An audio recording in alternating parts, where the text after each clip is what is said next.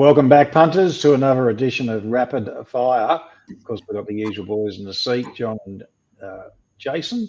And, of course, John's still celebrating his win last week. He wants to do another stream, I hear. Congratulations, JW. I felt more pressure from Paul than I did from anything. I felt more pressure coming through the phone from Paul and representing, the mighty Punters Academy than I did anything. He's been whinging all morning. Now out to stump up for dinner on Saturday night as well. Geez, I tell you what, he hasn't stopped. Who, me? That wasn't me. I'm only joking, mate. Calm down. Johnny Mac had to stump up. Only joking, mate. Only joking. Always got my hand in my kick. What about the and good to see you wearing a celebratory shirt there, PD. That's it. What is that, for fuck's sake? Looks like the Declaration of Independence. Come on, mate. You're better than that. Well, I'll put two together. That's what it was. A bit brighter next week. Please. We like your bright ones. Okay, so we're going to do the Moonee Valley Manicato, of course, on Friday night. At this stage, the weather's holding off, but 10 mil, I think, or so tomorrow, isn't it, Jason? Predicted, and another similar. Yeah. Well, they said one to 3 mils on 1,000 Guineas Day, and they had 50 and a heavy 10. So look, I've done a lot of work. Just give context. I think it's going to be wet. Pretty much everything I'm giving, I'm factoring in a deteriorating track on Friday night, and if it's to play that way on Saturday, and if not, I'll have to adjust later. But that'll be the context of what I'm going through today. And in terms of pattern with the rail through at Moonee Valley, I'm going to suggest that it's going to be on pace and rails and run, as it has been, of course, lately. And I suppose depending on how much rain we get and what happens on Saturday, that could change. But a little bit of caution there. But still want to be with those runners as a preference. John, the market for the Manicato.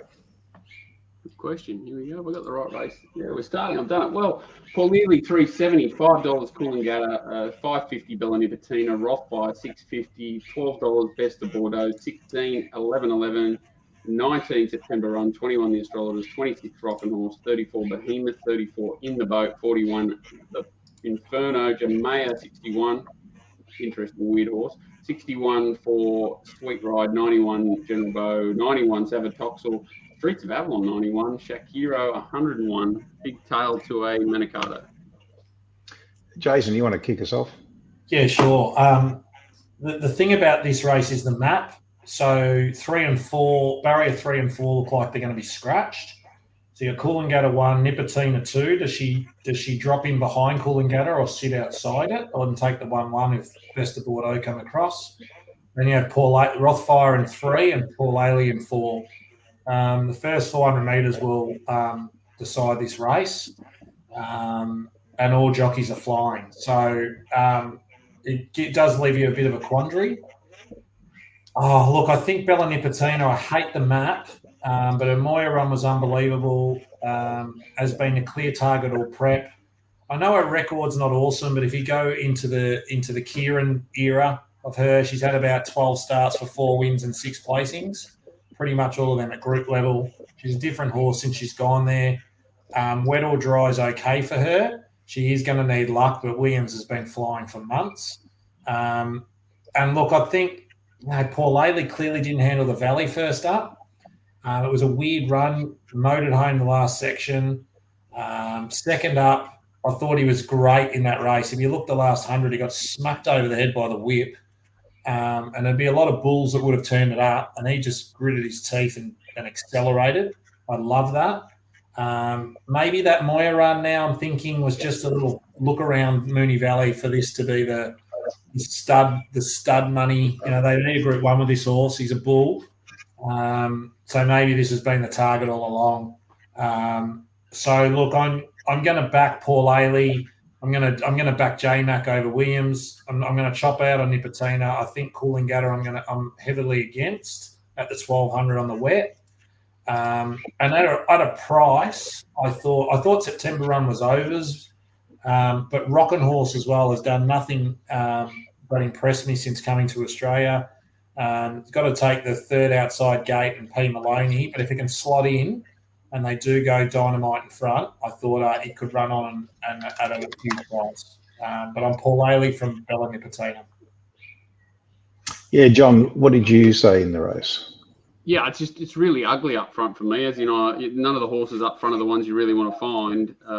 It could be weakening is kind of what I mean, and then it could get ugly in behind them. So the horses that actually look drawn well could get caught up in nightmare positions. And I agree. I think Paul Lilly's certainly, not running it in the Everest is a big key to saying that this is the race they want. This is the race. This is their money race. The horse looks absolutely ready to go, but $3.60 and where the heck's it going to be? He's said he got a great jockey aboard. He'll do his best, but it could dead set be the charge of the Light Brigade here, and not really a race I get too excited about. And I think you found the right roughie. I think September Run's the one that'll definitely do no work the first half, and if it finds a backside and they do come down the middle a bit, it's the one that I agree. I think is probably the value and probably the only small bet I could have in the race, to be honest. Look, I've got Polelli on top. I don't think the market's offering anything to entice us, though. 5 for 2 is sort of rock bottom for me. Bella Nipotina conceded it's definitely got a chance. Got a bit longer than the market, so I'd have to be just a touch against it at the moment, just on price. Jason, you said in the boats, obviously, that's the emergency that'll come out, which will help. I think the horse that I'm interested in, September Run, is a roughie. And Rockin' Horse, of course, is one too. But for me, I thought the value at the moment presented in Rothfire, who I think will find the fence if in the boat comes out, which it most likely will. And I just think at the value, I think 1,200 metres the 2,000 metre runs now this prep, and up to 1,200 metres is ideal. And I'm not worried about the 4 weeks off for it. So I think it's a touch of overs. So that would be the one I'd be having something from now if I wanted to have a bet. The one I'm heavily against is Coolangatta. I think it's very short. What about Rothfire on the wet? That was the thing why I marked it down. Well, I suppose it does depend, doesn't it? Just how wet's it going to be. But I mean, it was a slow 6 there last time in the Moya on my figures, and so I'm sort of taking it on trust on that basis. I could mark it longer, but I just think at the odds, I think it's there's no standout here, Jason or John. There's a number of chances. Definitely happy to be against Coolangatta. If Coolangatta's 4 to 1, I'll be laying it. I think it struggles at the 1,200.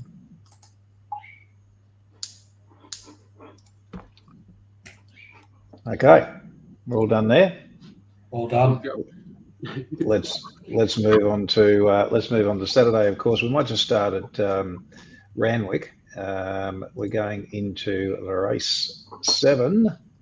What have we got there? The time on the calendar, Presnell. What was it? The Stan Fox. It was once known as someone. We'll call it the Stan Fox. Yep, or whoever. I mean, whatever you want to call it. But 3-year-old set weights over the mile. Rail 4 metres, I think, on pace and off the inside in the straight. I don't think the inside lanes in the straight will be the place to be. But anyway, that's the way I'm sort of looking at it. It will be interesting, won't it? Because they're going to definitely run into that 8 metre spot where the trouble was a couple of weeks ago. Whether that's had time to heal up or not, it will be interesting.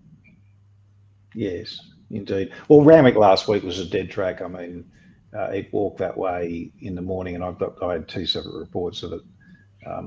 Walking is pretty much a 4, and I'm talking about lanes around us. I think it was lanes.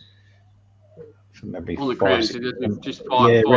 Yeah, 5 to 7 was the crown, and the inside lanes were probably just a touch lower. But it did recover actually quite well and played okay. So anyway, we'll start here. John, what's the market? The Mighty Golden Mile, $1.75. Communist, $4.80. $8 for Flag of Honour. $8.50 for A Lot More Love. $18 Burgundy. Basquet, $20. Brosnan, $21. And Token Capitalist that went for about 2 strides and dropped the jockey on Saturday at Newcastle, $71. John, do you want to start off? Yeah, another race that's probably not a great betting race from my perspective. I did want to find something to beat Golden Mile, but unfortunately, it's just drawn perfect again.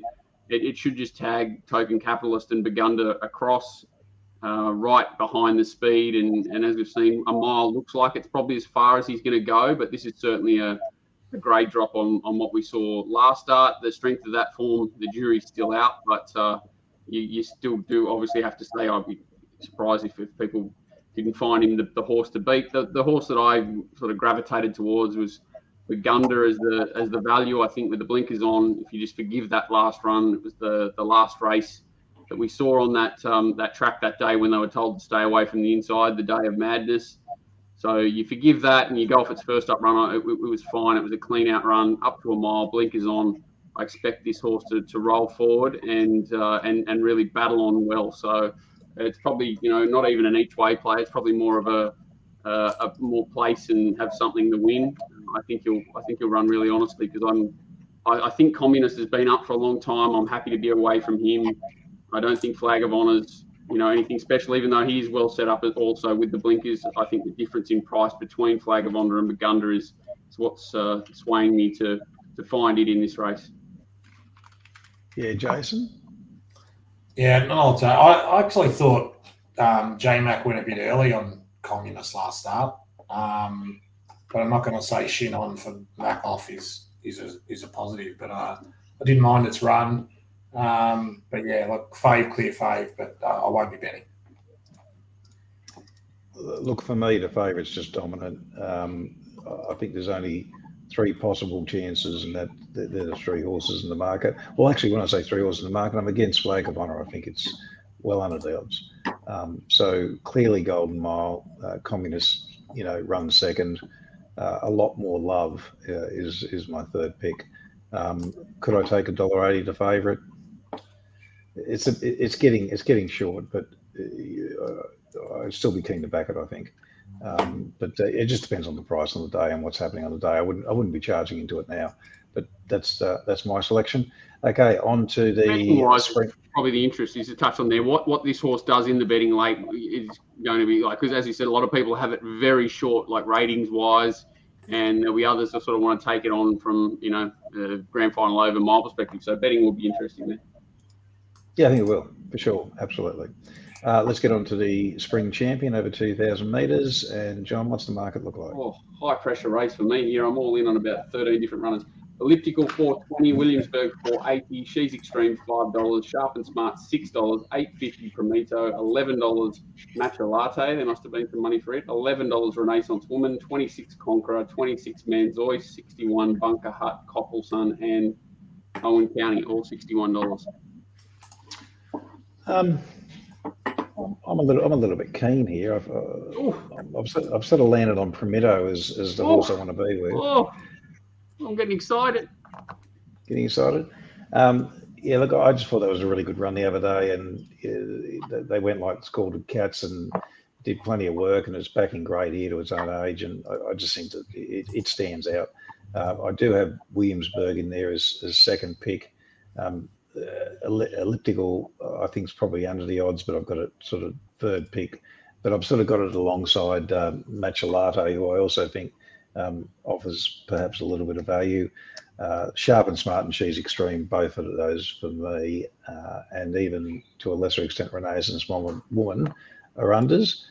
So the only horse I want to back is Promito at this point in time. Who wants to go next? John?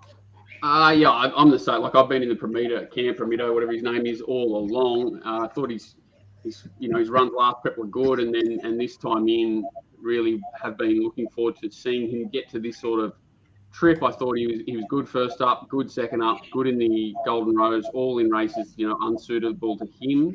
I love, even though it missed that run in the gloaming, that he didn't go to the mile race on the Wednesday, that he waited for the 1800 because 21 days, into that 18 and then 7 day back up to 2000. I really love the setup for this horse in particular. The trainer's quite soft on him, and I think that run will really bring him on from last Saturday. And even though he got a little bit tired late, like you say, it was just, Group 3, weight for age. None of these horses have seen anything like that. And, if you can poke holes for mine in the Sharp and Smart form over the Winter Carnival, Elliptical is obviously a big query runner. I think he's well and truly short enough, and that Guinea's form has not been tested yet and looks a little bit scary. So I'm luckily sort of on it at bigger odds. And the horse that I thought was a bit of a knockout that doesn't have a great setup either is Manzoi's 24 days between runs, gate 12.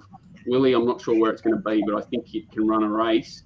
And I'm with Paul, and I think Matcha Latte can run a race too. I don't see how Sharp and Smart can really beat Matcha Latte home, and the price difference is weird to me there. But I still think Prometo should be favoured in this race, and even though I'm lucky enough to be on at bigger odds, I'll probably have another shot at it at the current price. What price is it? $8, $8.50. Well, the very astute hunter that I spoke to before this show, who was a good friend of mine, also tipped Prometo for what it's worth, is keen on it. So, look, I haven't done the race properly, but since for months I've been saying I wanted to look at Sharp and Smart in the Spring Champion. I thought it was the ideal horse and it would win it. I think everyone's being a bit harsh on that Glaming win. I think, he was presented early. They went past him. He fought back. It was over a month between runs there. Breedings, Redwood here, blinkers off, playing around with him. I don't know. I think he'll peak here. I wouldn't want to lose on him. So, in a race that looks tough on paper, that as I said, I haven't done properly. I really like Sharp and Smart as a horse. I think he's very smart. Right. Well, boys, you just keep talking for a sec. I'm just doing something here. All right, well, let's go to Moonee Valley. We've got to talk about Top Sport first, which is Paul's We'll other have to job talk about for the week, so while he's doing something. I've got nothing else to do, have I? Top Sport, of course, punters. If you don't have an account, make sure you get yourself set. You will get the fair bet, and the NBLs do apply from the time they do offer the markets first time, and that's all venues.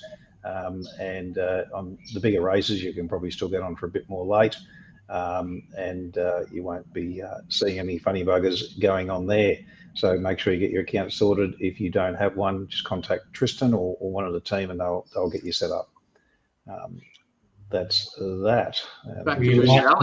Were you laying someone at Hawkesbury then, Paul? Yeah? No, I'm actually just backing something here, mate. We'll talk us through it. Oh, the fixed odds are up to Cranbourne. Hang on. Are they? No. All right, let's get cracking. Race 5, Moonee Valley. Here we go. Okay. The Fillies Classic, whatever the heck that race is, I don't know if they've renamed it or not. Do It La, $3.50, $4.20, Hell Hath No Fury, Climbing Star, $6, Bon Hur, $7.50, Starian, $8.50, Vagrant, $11.15, She's Pretty Rich, $18, Zoe's Promise, Queen Air, $26.51, Boo Boo Boogie, Zest for Life, $67. Jason, you go first. Paul, can you tell me if you have Zoe's Promise at higher than the current quote or lower than the current quote?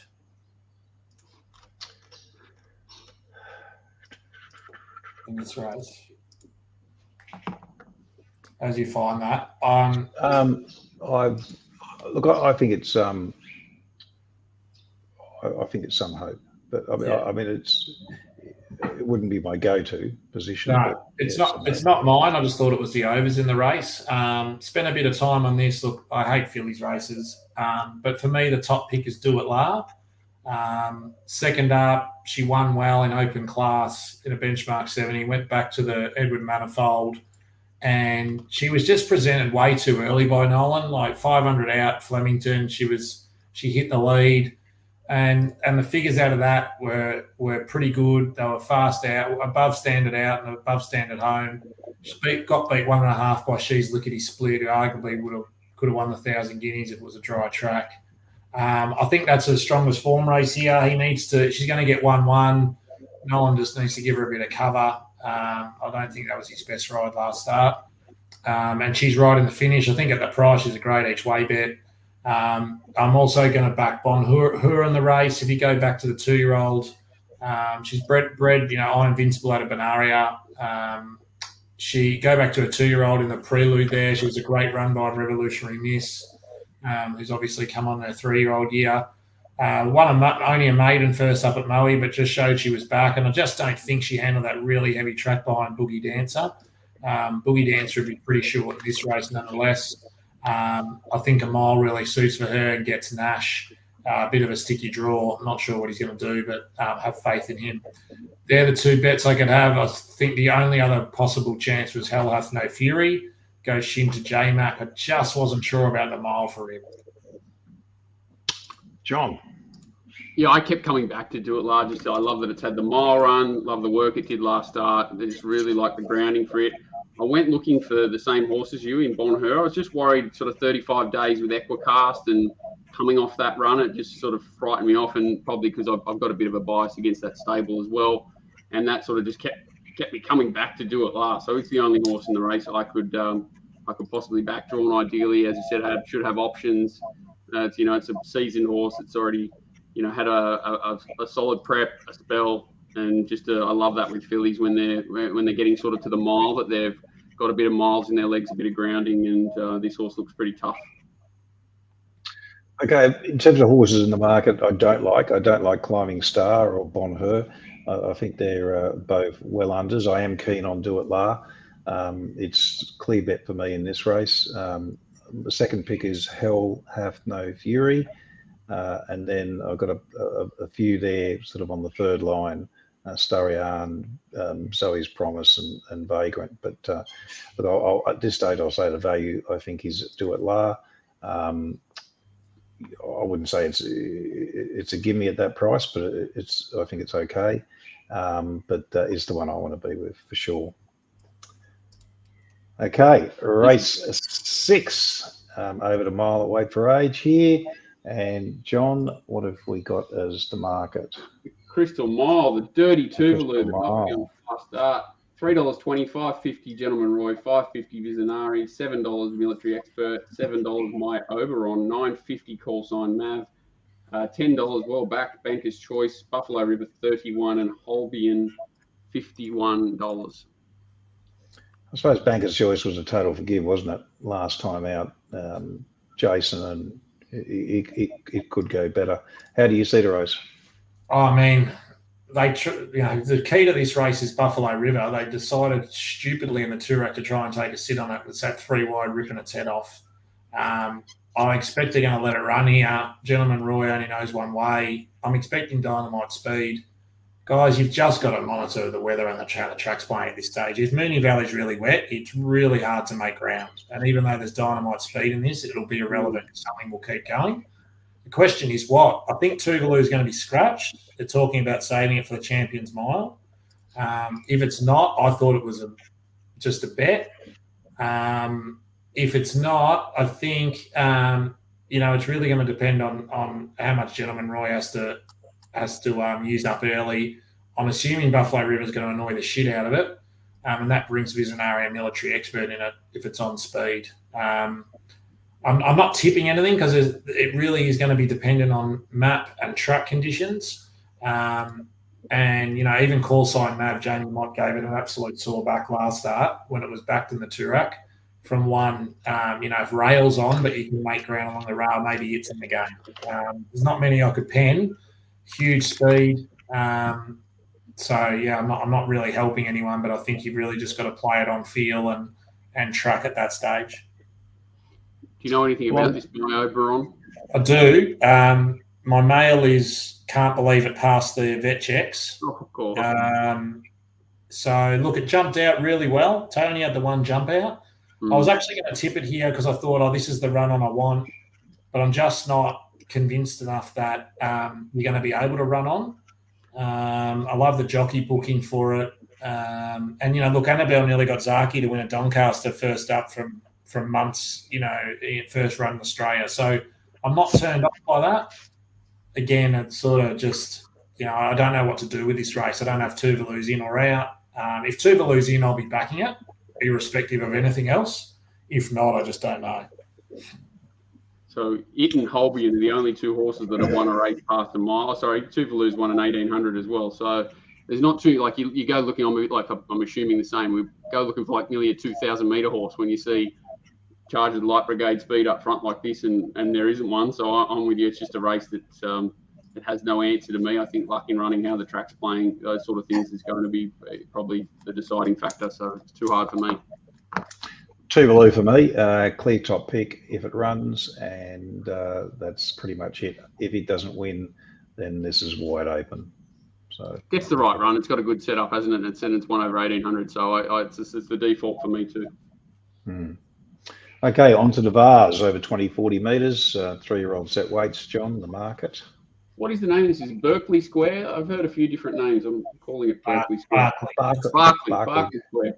$2.20. I see, poorly educated. Barclay Square, $2.20. That's Queenslanders call it Berkeley. Londoners call it Barclay. I call it nothing after. I can call it Barclay. Why couldn't it win? $2.20, $4.60 Virtuous Circle, Pericles, $6.50, $9 Jenny Jerome, Fujita San, $11, 13 Berardino, Dashing 21, Sir Bailey 21, Skiffios 34, $61, Got to Be Savvy, Algendi 81, and Hereditary 81. Okay, John, do you want to go, or Jason, or somebody? I'll go quickly because I don't really have a lot to offer. I think this horse Pericles is a very, very good horse. It finds a race, at 2,000 metres in serious grade at its third start, which is obviously very scary. It was the only horse to sit wide and do anything in that meeting last start on that diabolical track, but it was also the race that stopped the meeting. So what you do with that, they went very quick. It's 1,400 straight to 2,000. James Cummings is no deal, so you've got to say that he knows what he's doing. It's been a monumental task for this horse to sort of take this on. I would be surprised if it's not the best horse in the race going forward, but this is a huge task and you're only getting 650. So the race I'm staying away from, but it's a very good horse, Pericles, to keep an eye on. Jason. Yeah, I did a bit of time on this race because I wanted to attack it and saw what you'll see with this Pericles. That was the only horse to make ground out there at Randwick on that day. It was a huge flashing light. I just didn't know what to do with it, 1,400 up to 2,000. But clearly he's going to go forward and is in the race. I just can't back them all. I think Barclay Square will lead here. I think he'll definitely go forward, Williams, on this and ride it like the best horse in the race.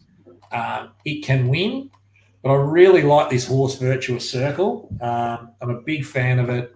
First up at Moonee Valley, 1,500 metres on a heavy track. Flew along the rail at $26 and won. Third in that race, fourth in that race was Mr. Maestro, who is now the dominant Derby favourite. Then it was over a month between runs.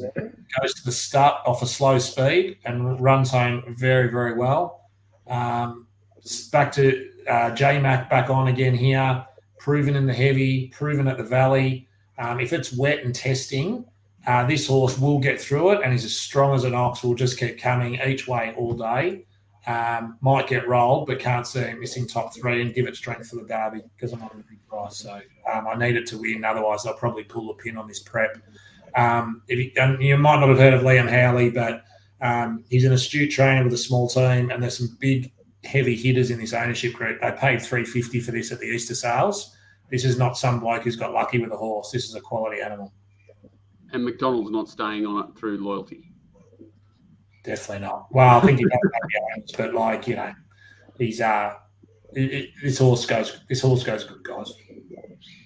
Clear second pick for me, Virtuous Circle, but granted, it's one of the top chances in the race. Fajita San and Jenny Jerome are sort of marginal. I don't see any edge there in the price. Completely against the one that you mentioned, John, Pericles, in this race. And I suppose that lands me back with the favourite. Look, I wouldn't say I'm confident, but that's the only one I could sort of go to here, I think. I mean, the Guineas form's much stronger than the start form, and we've seen that. But Tijuana won the start, and there was, they crossed Berkeley Scare and it crossed the line together in the Guineas, but Berkeley Scare was unlucky. So, look, I think it's definitely the top pick. If you want to back it, go for it. Just not for me. First time at the trip and potentially wet. Okay, let's get on to the Moonee Valley Gold Cup over 2,500 metres at set weights and penalties. What have you got here, John, in terms of the market? Francesco Guardi, $4 favourite, $4.40 per sand, $6.50 Desert Icon, Lunar Flare $7, $8.50 for Grand Promenade, the Amazonian $10, $11 Sacramento, Nerve Knot Verve $21, $26 Serpentine, Cara 41, $51 San Huberto, and the Good Fight $61. Jason. Again, guys, if it's going to be really wet and it's leaders track, just make sure you're adjusting on the run. Look, I'm on Serpentine, $126. I think it's probably got no chance, but I do like its UK form.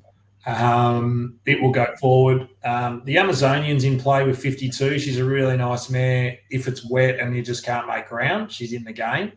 But just assuming a wet but fair track, look, I can't find a lot of value, but I thought, per Sands flying, the third at the Valley was excellent. It's Herbert Power Run where it was just exposed early, gave them all weight and just kept coming, was great through the line. He's heading to the Melbourne Cup in 10 days. He's ready now and finally gets a race where he's got conditions where he's not giving everyone else weight. I didn't love the price. It was a bit unders from what I marked it, but I thought it was the best chance.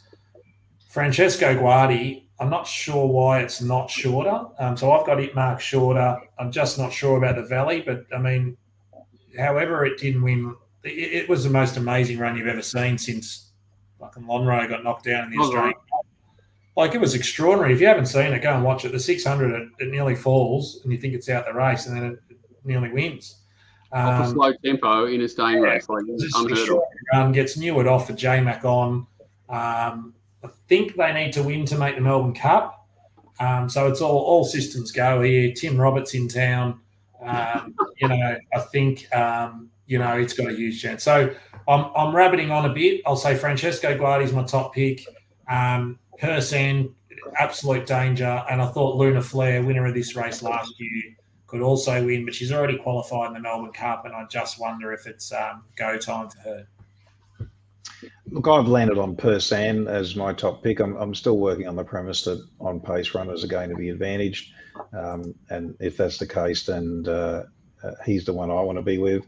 I did kick Francesco Guardi in the guts as a result of the map. But if they are running on, I could be certainly entertaining it as well.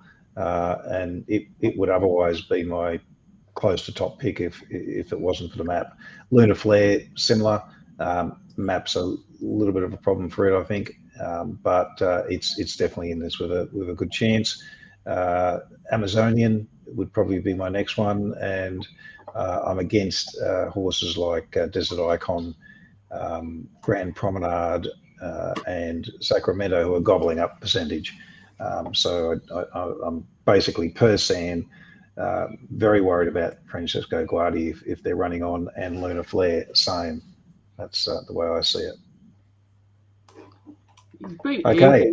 I didn't think he'd run 2,500 down a well, Francesco Guardi, and Willie Pike dead set destroyed him twice in a row. He won 2 in a row before that. He's got form around, Arapaho, which is pretty strong form in Sydney, Knights Order, Benno, Allegron, and then you saw what he did last start. Obviously, that was on a good track, and that's probably the one issue. If it was somehow not too wet and you can run on, I don't know how they beat this horse the way he's going, but I can't back anything to beat him, and I probably can't back him. So nothing for me. Okay, the Cox Plate. John, the market, please. Cox Plate? Have they changed the name? It's not the the Richie Calendar plate or something. Okay, we've got Animo, $2.35, Zaki $4, El Bodegon, is that what it's called? $8, $13 on Thunderstruck, 14 Alligator Blood. Query over him. They've got to do a fitness test. He was lame today. $15 Gold Trip, 16 Mr. Brightside, 31 Mwanga, 34 Law of Indices, 61 Maximum, 61 Young Werther, and $71 for Fondo. Okay, who wants to go here first? Jason. Fuck, I love racing. How good's Cox Plate though? So I will start with, I I genuinely hope Animo wins because I'd love to see him on the honour roll of a Cox Plate because I think he's an absolute champion and I love him. I'm not backing him, but not because I don't think he can win. I just he just doesn't handle Melbourne way of going and he just keeps winning here. It's crazy. Like, love the horse, dead set, hope he wins, even if it encourages, stables like these to keep racing horses rather than retiring him. Thank you for not retiring him. It's been great. Top pick. So betting-wise, this is going to be a different race. The pressure does go on down the school at about the 600-700. I think this field's got a lot of depth to it. It's a good advertisement for not taking betting in early markets because I think everyone's got unders that's had a bet. For me, I am backing two horses in this as I usually do, and the top pick is El Bodegon. I think this horse's form is going to suit this style of race. I backed State of Rest last year. I see good comparisons there. Love the way it went around the valley this week, which is important. Tim Roberts in town, always a double tick with this stable. I have it on very good authority that they are very, very confident with this horse. I think he's going to put the pressure on down the side. He stays a really, really strong 2,000 to 2,400 metres, his horse, and it's going to take a very good horse to beat him. I'm also going to be backing Gold Trip. I love the 2,400 metres back to 2,000. Humidor nearly beat Winks doing this. The blinkers go on. Kieran's been saving these. It was an enormous run at the Caulfield Cup with 57.5. That was huge. Love the 7-day backup. All this is based on a wet track, guys. It'll go well in the wet. I think all of his runs I can find merit in, and I'll be backing him. And I'm never on Thunderstruck. I love him, as everyone knows. I've been waiting for a race where there's just pressure on at the Valley and he can just keep coming and coming and coming and coming, and I think he will. He smacked Tuvalu once at the Valley back in their 3-year-old days, so I know he handles it. They're all big odds, these horses, and I think on the fair I'm going to get good prices. I'm going to build a book around them. I'm giving Zaki none, and I'm giving everything else none. I think they're the only ones that compete me as Animo. Okay, for me, I'm a little bit against Animo at the price. I've got it longer than that. It's probably more around the 5 for 2 in my thinking. Zaki, definite chance. Alligator Blood comes out, then Zaki will be advantaged. I do agree with you, Jason. I think if it's a wet track, Gold Trip's the one I want to be with, backing distance with the blinkers on the quick backup for sure. And I think it represents value, but we do want to see that wet track. Obviously, very scared of the import, and the market will tell us a lot more about it. And once we get outside that, there's not too many other chances, I suppose. Mwanga on its best form, and horses like I'm Thunderstruck on their best form for sure. But it does look a bit of value, doesn't it? Gold Trip, especially if we get that wet track. Yeah, I love the price, and I think I love the setup. John, all of these weight for age horses, they've all been running in these slow rate run races, and nothing really looks like it wants more than 2,000 metres, in an inch. So I think you both found the right horses. I think, if the pressure goes on a little bit early, I'm not a big Gold Trip fan, mainly because, the feed issues and things, but that's why the wet track's so important and the setup's so important and the blinkers on are so important. Gets all of those things. Great decision to back the horse up. And the price is what makes it even more attractive compared to other runners that I think will be gassed at the end of the 2000s. So I find it impossible to back horses like I'm on Thunderstruck, Mr. Brightside, Mwanga to overcome the other weight for age horses. And if you poke holes in that form, then you've got to go to Gold Trip and El Bodegon. And I didn't love what I've seen of him, but I do know that if it wins this race, Deauville Legend will be starting even money or 2-1 in the Melbourne Cup. Just that Deauville Legend now. It's a moral. And that's the funny. Even my tip in the Cox Plate is if you like Bodegon, back Deauville Legend. Don't even worry about backing it in this race because I think you're getting a similar price for it in the Melbourne Cup. And I sort of think Knight's Order's the one to beat in the Melbourne Cup. And if it's the one to beat in the Melbourne Cup, there's plenty of room for an international to come, and it looks like the right horse. Yes. Okay. Thanks very much, punters, for watching again. And of course, we hope that we get a few winners for you. Those Moonee Valley selections, of course, I think on all of our sides are very much contingent on the assumption of a wet track. So if we don't get those conditions, then it's going to be a total rethink of how we handle it. Any best bets from anyone? Prometo is the best value for me in the Spring Champion. Cranbourne Friday. Oh, Race 6, number 8. The markets aren't even out. That's how generous I am. Paris Affair. Just wins, will win. Mate, I want to go. I'm going to go wider. Mackay race 8. No, I can't even. I don't even know. Oh, here we go. Can't help you. I No, actually no. can't. I'm not retracting. I saw someone sent me a message saying there was a put-in takeout job, but they haven't given me the name of the horse, so I can't even give them up. At least they can't.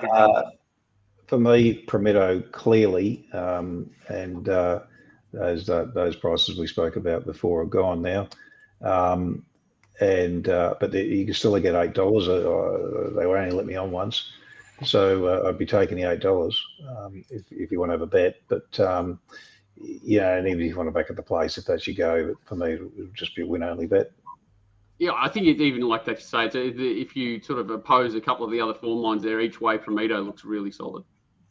Yeah, I think so. Okay, we'll catch you on Monday and for the review. And of course, thank you, Jason, again for your time. And, Pleasure. Thank you, boys. Hopefully, we'll back some winners. Bloody Cheers. Cheers, guys. See ya.